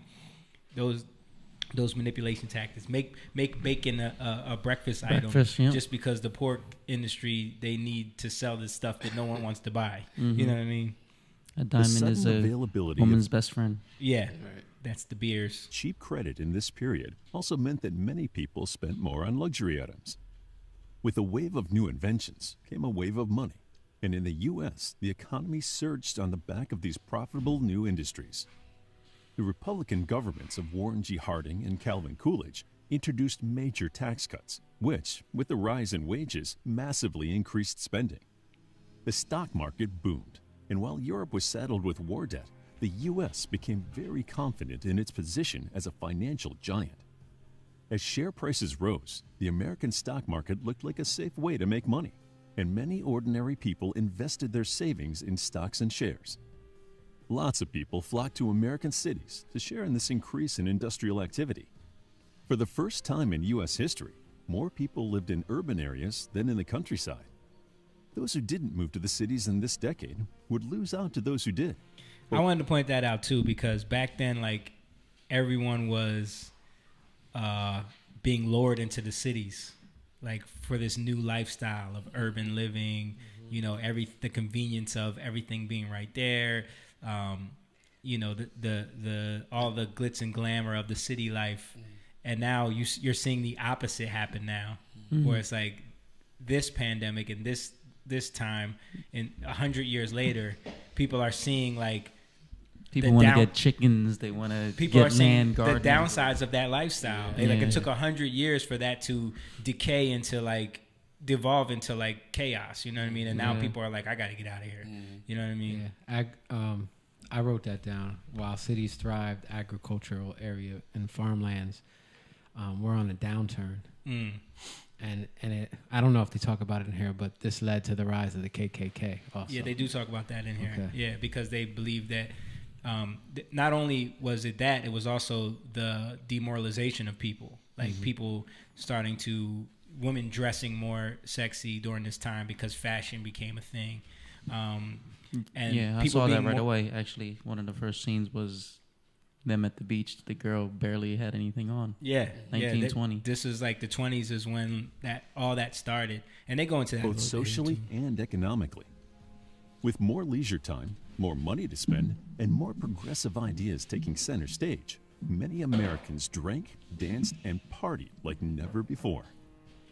Although the more conservative sections of society were horrified, many people embraced this more liberal atmosphere, especially in the wake of the previous decade's unrelenting tragedy. Women were at the forefront of this revolution of attitudes. Across the Western world, they had been given the right to vote just after the war, and ideas about what women could and couldn't do were changing. That was another thing. Flapper. The feminists. That happened 1919. Yeah. It was, the amendment was passed, but it was actually in August of 1920 where it was implemented, where it was what's the word, ratified. It was ratified. So that was an interesting thing too, like the women's right to vote right at the beginning of the 20s. Yeah, that's crazy. And look what that did to our country. No, joking. As they were known, were a breed of fashionable young women. Flappers, or as they're known today, Instagram flats. But you know what, Jamie? Like in a way, like if you look at who are the most vulnerable, it's women, right? Yeah. When you look at malls, most of the stuff it's marketed to women, right? I mean, of course, malls are dying, but if you look at the market, as a whole, it's like it's a crazy percentage that's marketed to women, right. And there's stuff in the Bible that speaks about like going into houses of women and having them learn endless knowledge, right? Leading them away through the desires of their heart. So of course there's no reason why women can't vote. Of course there's no reason why women can't do these things, but there has to be an upholding of and an integrity that actually comes from men, right? Because it's the strength of men that give women their strength. Like, because women can't do the things that they were created to do without the strength of men covering them in what they're created to do. And that's what makes women strong. Right. You know, it's the covering of a man in that way so that a woman can thrive, so that a woman can... It's about to get mad, feminists. So that a woman can flower. You know what I mean? And when you look at it now, it's come so far that now... everything becomes independent. And it started there because World War I, women really started to get into the workforce. They entered into the workforce. Yeah. And again, remember that campaign by Edward Bernays with the woman with the muscle? Right, yeah. Because they just needed women to get into work. They had to convince them that this is freedom for you. You know that was World War II, yeah. Was that was the next world. Yeah. Yep. But it started with World War I. Right. You know, and then they got that independence to go in, and then they wanted to keep it. So... and then into the 1920s, it just started to grow. All right, new freedoms. Many women had entered the workforce during World War I, and after the war, they were hired in white-collar jobs from which they had been previously barred. These women would go out to drink, dance, and smoke, just like the men did, without shame. The move away from conservative ideas and behaviors influenced women's fashion as well. Leading designers such as Coco Chanel and Jean Laveau were the era's style goddesses, and their innovative designs encouraged looser and less formal, but still glamorous clothing. It's hilarious how like this is considered risque for that time. Like this is not conservative. You know what I mean? Like think about what girls wear now. Underwear. Yeah. Short haircuts and shorter dresses were They're working on the underwear in the gym. Fashion. Yep. Yeah. In the U.S., these modern women and their male equivalents went to speakeasies, illicit nightclubs, to drink and dance. Prohibition was introduced in the U.S. in 1920. In theory, alcohol was illegal, but we associate the 1920s with excessive drinking to this day. Commercials. Prohibition across the U.S. was not policed properly, and it was common for the policemen and politicians to look the other way, while bootleggers smuggled alcohol across borders. So this is another topic. The 1920s saw the rise in organized crime. So because of prohibition, right? Prohibition opened the door for that. Yeah, because there were gangs. There was there were gangs. There was crime, but it united crime in a way where it's never been united before. Yeah, and when you do the research into that, we showed it on here before that a lot of prohibition was funded. The move for prohibition was funded by Rockefeller because he saw ethanol as a competitor to oil because it was actually easier to make, cheaper as a fuel. But he wanted somehow to gain control of that too. So he saw prohibition as a way if he could get alcohol made illegal, then that could never be brought in as a fuel source. Right. So without that happening, the organized crime wouldn't have had the hold that it did. Right. In that time, and you think about this too, because you're speaking about Rockefeller. The pharmaceutical industry really started to take on its form in this time, like kind of before the 1920s. Right. But in the 1920s, like that's when penicillin was discovered. Yeah. 1928, I think, and it really started to take a hold. And he already had put into a process of shifting from the holistic to taking pills. And then started pushing that in the medical schools. Right. Yeah. And now you see what's happening 100 years later. The pharmaceutical giants are getting so huge. Now Pfizer was back in the 1800s, started by two German men, right? Right. Late 1800s, and look at what it is now. Yeah. Now they're trying to develop a new all day, every day, a new pill that can be the new groundbreaking Did thing. you hear about the aspirin thing? No. They advise people to stop taking aspirin.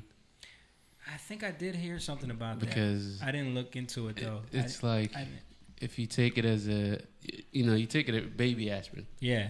As a preventative for heart attacks, and now but it turns out it can help fight off COVID too. Right. So they're like, everybody stop taking aspirin. We need y'all vaxxed. We need y'all sick out here, so you get this vax. Sick care, not health care.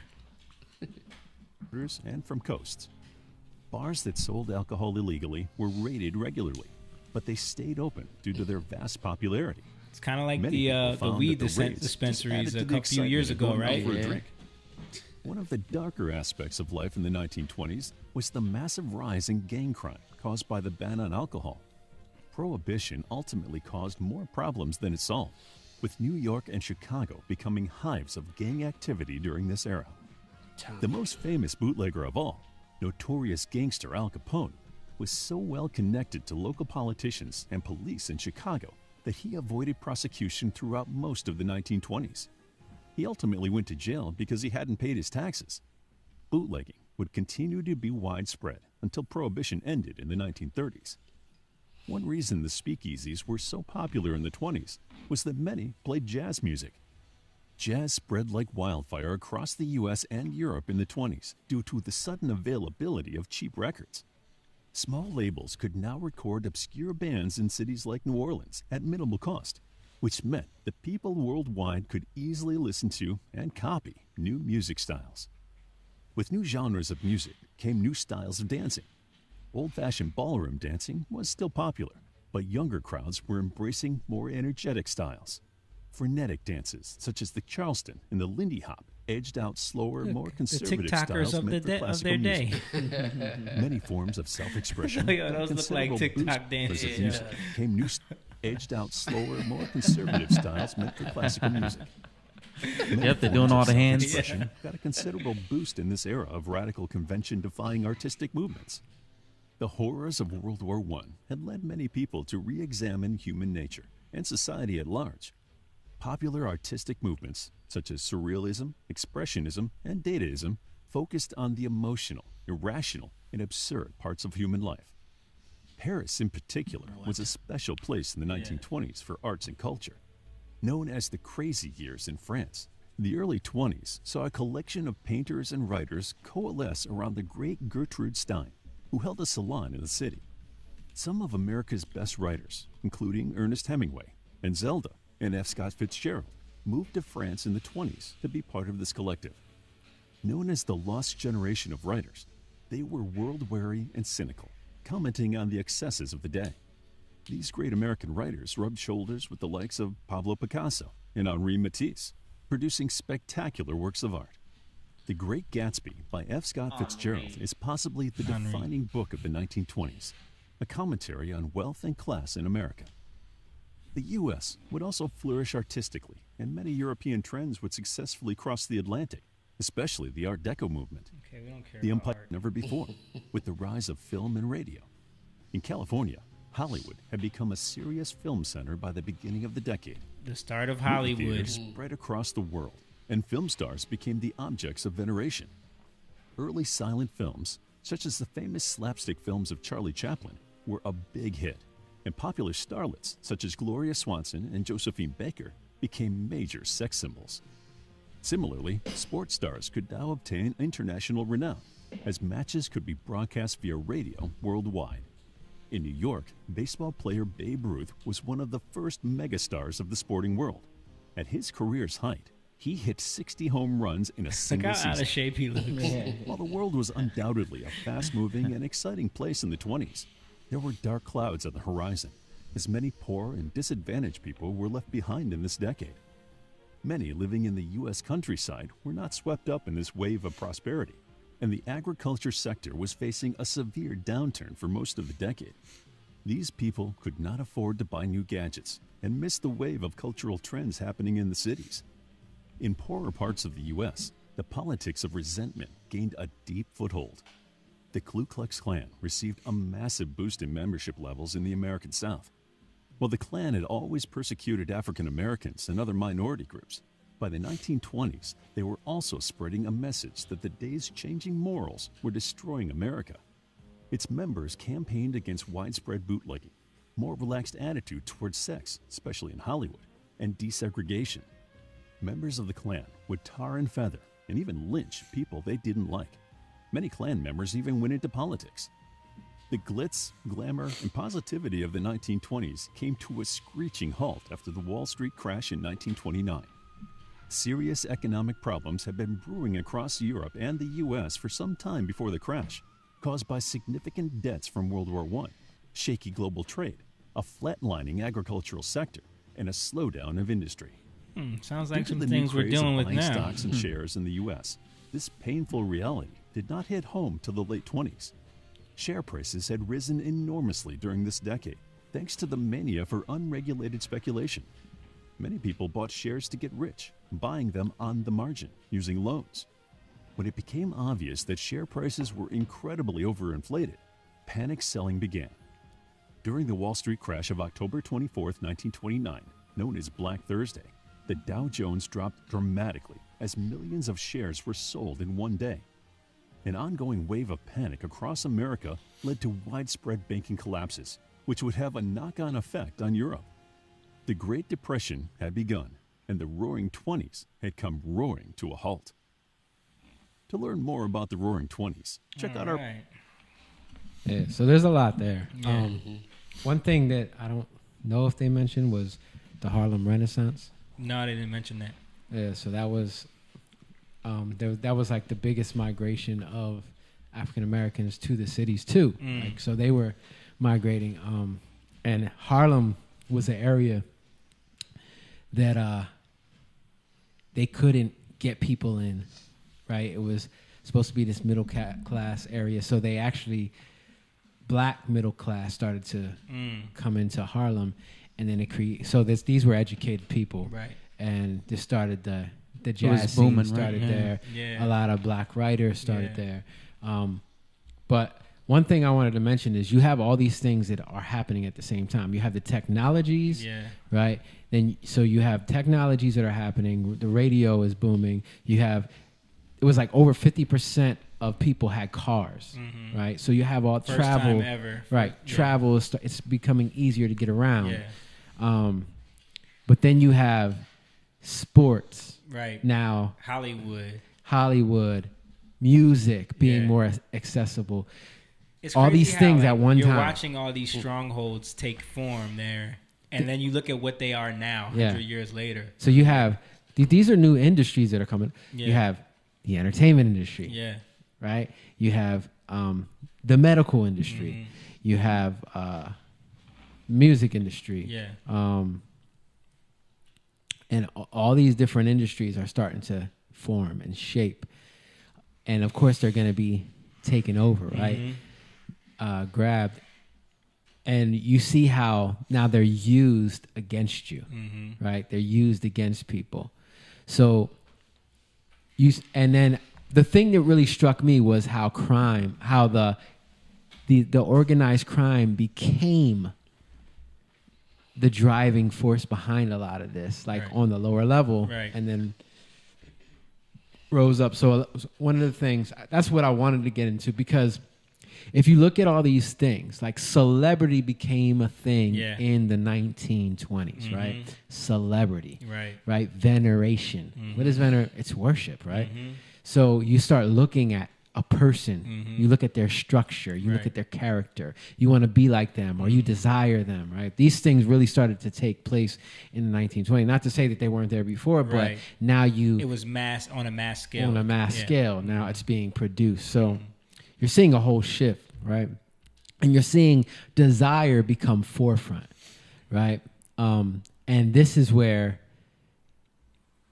the strong, physically, mentally, I don't really want to say mentally, but in terms of like, if you're willing to do anything, you can have anything, type mentality, which isn't really true, but it reigned supreme at that time.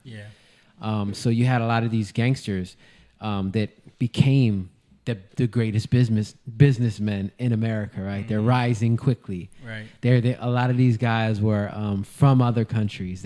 Italians, Polish, Jewish, and Irish, right? This was the crime syndicate that was raised up, right? So then when you look at our period, like the 90s, 2000s, look at all the guys in rap, in the hip hop world. They idolize those people, like Al Capone, Capone and Noriega. Capone and Noriega, or even fake Scarface. Well, Scarface was set later, but even that was because of the former, you know. You got Lucky Luciano, you know, all these guys, Bugsy Siegel, all these guys who came out of that era that now Murder Inc., right? There is a label called Murder Inc. That was them. They started Murder Inc. So you have all these people who are idolizing those people, right? Where it all started, where celebrities started, really got a grasp. And really like corrupting politicians to push legislation. Like, because a lot of these guys, they don't realize, like, a lot of these guys were paying off politicians so that they could get gambling rights in certain cities and states so that they could open up these casinos to make more money. The show Boardwalk Empires was about. And a lot of these guys are in that show. Right. You know. Yep. So there was a quote that I wanted to bring up from You want me to play that video? Meyer. Yeah, but I want to Okay. say this quote first. So Meyer Lansky, we talked about a little bit last time, but he was a Jewish guy.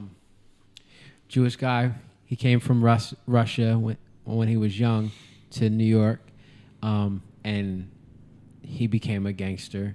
Right? He thrived in the 1920s. Yeah. But he was so big, like he was a mastermind. You know what I mean? And this is one thing he said. The only thing Russia ever gave to me, he told this story, right? And he said that his uncle and him were walking, right? And his uncle just bought some potatoes. And there was a guy with a sword. And the guy with the sword tells him to throw the potato in the air. And he's going to take the sword and cut it. But he doesn't cut this potato. He cuts his hand off. What? Right? On purpose, right? Right. And he said, we didn't have swords. That was the difference. I never forgot that. I promised myself I'd never be that helpless again. It made me stronger. It sharpened me. Right? Right. So it formed him. It formed him. That moment formed him. Right.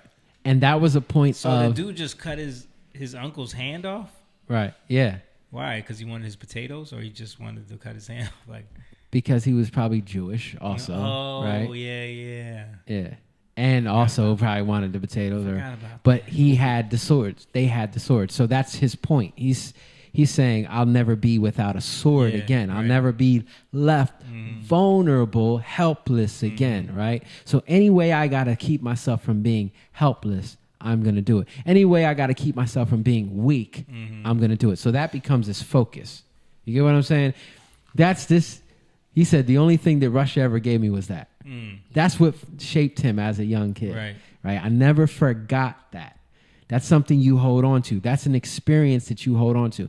Why I'm putting such an emphasis on this because he went through an experience. And when we don't go to God with our experiences, we form our own conclusions. Right. And it takes us down a path that isn't God, you know? And it's all about what you're willing to do. So, yeah, if you want to play that other clip, because that other clip kind of goes into what I'm talking about. Okay. There are people in this world who will try to make you believe that they are better than you. Rage is a tool we use to prove them wrong. I don't question the choices I make. That's it. But it's so profound what he says. Rage is a tool to prove them wrong. Those who think they're better than you. Right. Or those who try to prove that they're better than you, right? And the whole emphasis is on the proving, right? An unruly, disobedient child is always trying to prove himself. Therefore, he never gets the meaning of the lesson. Right. Right? An obedient child doesn't care about proving himself because it's not in the proving. That's where the enemy always wants to get us caught up in, the proving. Right? But he says rage is the tool. Why? Because why do we have rage? Because we suffer loss. Whenever we suffer loss, what did he say? He suffered loss, right? He was vulnerable. He said, that'll never happen to me again, right? So by any means necessary, I'm going to find a way to keep myself protected. Right. That's where we make agreements with the enemy. See, rage is a way to make an agreement so that you can come out of what you lost, so that you can get back what you lost. So a lot of these times we want justice where we've been stolen from, where we've been taken from, the enemy comes to kill, steal, and destroy, right? Right. Jesus said, but I've come that you might have life. So God gives back to us, or he resurrects all that we've lost, all that's died in our life. But we got to make an agreement with him. We got to lay down our life, right? But we end up making deals with the devil, right? And so people always get caught up in like the music industry, like, oh, they made a deal with the devil. That already happened before. They've been. It just goes. It just progresses, right? Yeah. Just like you watch that movie Lansky. You look at his life, and it just progresses deeper and deeper into the darkness. Mm-hmm. This is what happens with everybody. If you make an agreement with the devil, it looks good, but it's always going to get worse and worse. You're going to have to do more and more and more and more. Right. You become more and more of a slave, more and more of a servant, right? But he was given money, right? He was given all these things, right? He had all this stuff. But when he's talking to his son, he says, I don't want you to live this life, right? His son's like, but why? He's like, because the things I had to do. You said the son was like, I want to be like you. Yeah. And he was like, you don't want to be nothing. You don't want to be nothing like me. Right. So he knew what he had to do. He knew that he made compromises and agreements and deals that he shouldn't have made. Yep. Right. That's the era. That's for me. That's the century we just came out of. Right. And that's why I want to bring up the 20s, because we just came into a new era. When you look at the Bible, it says that 1,000 years is as a day. 100 years is as a day, right? It's always about the one, right? So 100 years, in the book of Enoch, it speaks about there's 100 days in a year. It speaks about these 10 weeks, right? And these 10 weeks are broken down into 700 years, right? Every week, every day is 100 years, right? And you can go through these prophecies. You looked it up, and see what's going on through these 10 weeks of 700 years a week, right? So that's how God sees things differently than we see it. So if you look at that, we're coming out of one day and coming into a new day, right? So at the end of that day, there has to be rest, right? You got to go to sleep. You got to rest, right? And then when you rest, you're refreshed. You come back new, right? If you don't rest, you're going to be tired, right? You can't really deal with the next day. Right. So what does the enemy want us to do? He wants us to continue to work so that we get tired. We don't rest. Yeah. Rest is not in God. Rest is laying down our life. Rest is making an agreement with God, right? And then we don't have to work, right? Because he worked for us. Right. He did the work. The work is done. The work is done. Yeah. And when the work is done, we're made new. That's the new day. We're made new. We're not the same anymore. My point is, we're coming out of this old mentality of doing to get, right? You see the gangster mentality. Right. You see the mentality of our country at that time, right? Like the politicians. It was all connected, right? There's a reason why they talk about John F. Kennedy and the connection with the gangsters and how they might have had something to do with it too, right? Yeah. All that stuff. There's Cuba, right? Cuba was, Lansky was all up in that. Yeah. Right? So there's a reason why these things happen. And we have to realize that if you let your experiences mold you, or you let your environment mold you, you're being molded by the enemy. Jesus, you know how it says like to be in the world but not of it. Right. You know, it doesn't really say that in the Bible, but Jesus said that. Let me see if I can look it up real quick, because it's key. But it's in John 17. I think it's 17, like 11. Yeah, John 17:11. He says, "And I am no longer in the world, but they are in the world, and I am coming to you." So he's leaving this world, right? Jesus is leaving this world. And he says, "Holy Father, keep them in your name, which you have given me, that they may be one, even as we are one. While I was with them, I kept them in your name." And to be in his name is to be in his house, right? He's keeping them. And then it says, while I was with them, I kept them in your name, which you have given me. I have guarded them, and not one of them has been lost except the son of destruction. It says, but now I am coming to you, and these things I speak in the world, that they might have joy and fulfilled in themselves. I have given them your word, and the world has hated them because they are not of the world, just as I am not of the world. I do not ask that you take them out of the world, but that you keep them from the evil one. So evil, what is evil? Evil is the interference of who God is. Evil gets in the way of the goodness of God. Evil takes what was good in God and separates it from him. Satan was good in God, and he left it and he took it to himself. So all the knowledge, all the goodness of God that he was created by, he subjugated to himself, right? He looked upon, that's pride, right? So that's work. I did this, I did that, right? That's expression.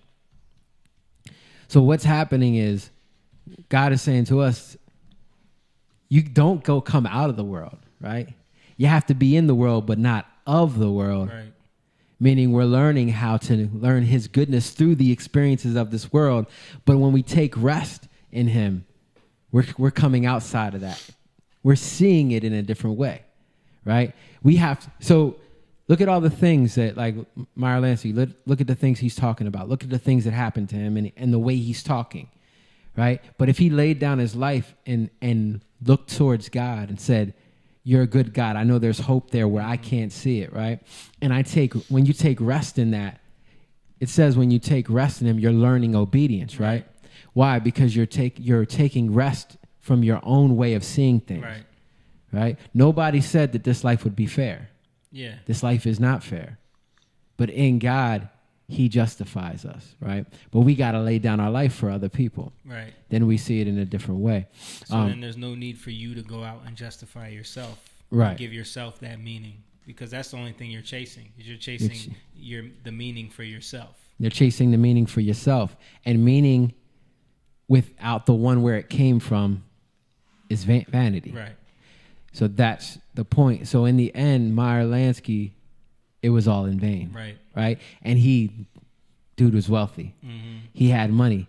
He had, they say, like the movie, he probably had $300 million stashed away. And in his time, it was way more money than it is now. But yeah, of course.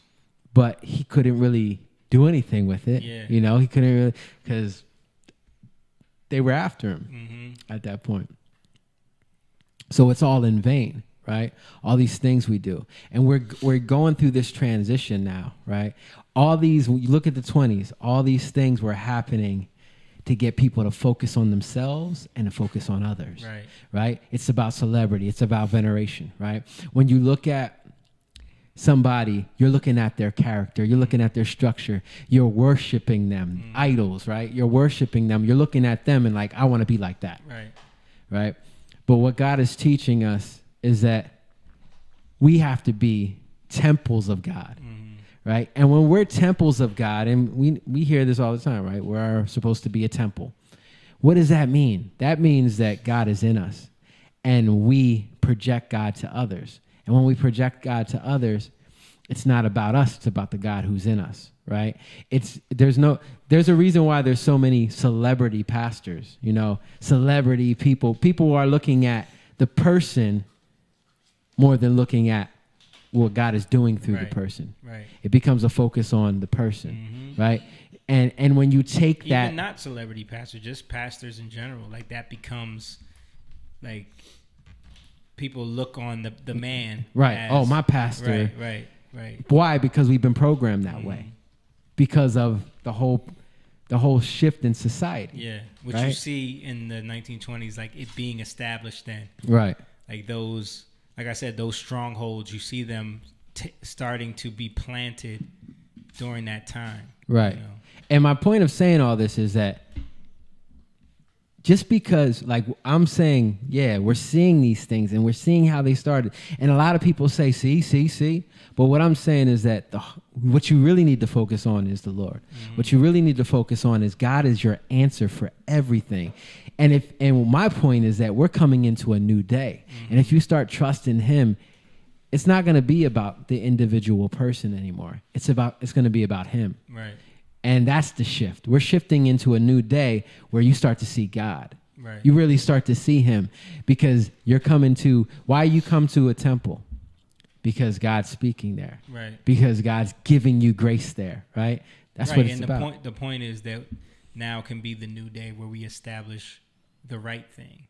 Right. And then 100 years from now, things could look totally different. Yeah. And be more established in what God's will is instead of all of these compromises and deals that people have made with the devil for all these years. Right. And all it starts with is making an agreement with him. Mm-hmm. You know, that's friendship. Right. When you it's funny, like to make an agreement is to make a covenant, is to make an allegiance. Mm-hmm. Right? That's how friendships start. Like you look at somebody, and that's why I said this earlier, like you can see somebody has something that you don't have. You make an allegiance with them, right?